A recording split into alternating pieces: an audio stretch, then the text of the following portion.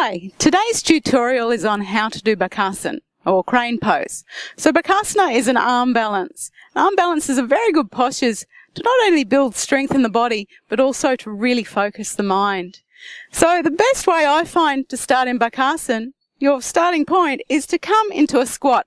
So you want a kind of nice wide foot squat. Let the bottom sink down. Reach the hands as far forwards as you can. And then bring the hands to heart center. And we use our upper arms to gently press back against the shins. So you'll be squeezing or firming underneath the armpits. So this starts to engage our shoulder girdle in this position.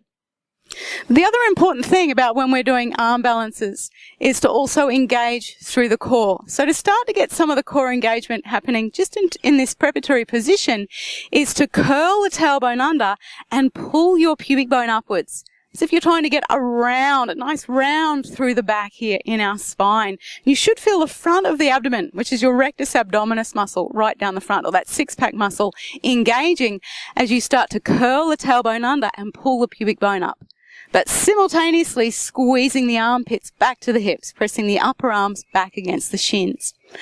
And so feel free to do this position for however long you want, weeks, months in your practice. It's a really nice position also to help release through the lower back.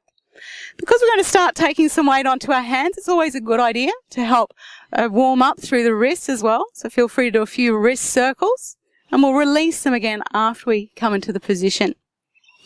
So with any foundation or any posture, our foundation is always where we start. And so arm balances, the foundation is our hands.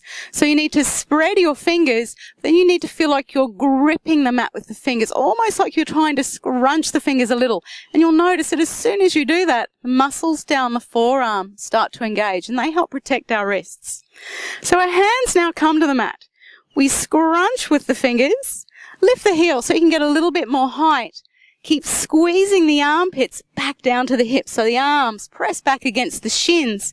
The mistake that most people make here is they think to lift up, you lift the bottom. But by lifting the bottom, you'll find the abdomen generally will become very weak. So instead of thinking of lifting the bottom, think of lifting up, rounding the spine, breathing up and lifting in between the shoulder blades.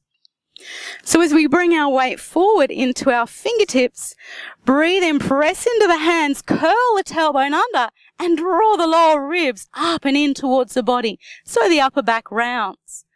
Check that you can still breathe calmly. So if you are engaging the core in the correct way, you shouldn't have any problem breathing once you come into that position. So if you find it's a little tricky getting both feet off the floor first, take those hands to the mat, keep squeezing armpits to the hips. Round the spine, maybe just lift one foot. You need to bring that weight forward into the fingertips. Then you may find the other foot comes up.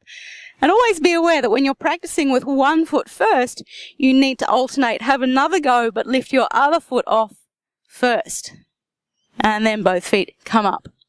And eventually you bring both feet up, as I demonstrated, and the toes come together. So there are actually two ways to do Bakasana. This is the way I prefer, because you can also use the legs then to squeeze back against the arms.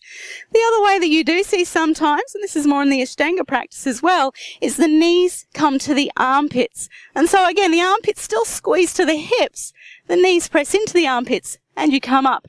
I find though that in that variation, it's a lot easier to cheat. So you can actually lift up. Because the knees are hooked in the armpits, you don't actually have to have as much core activation going on in that position.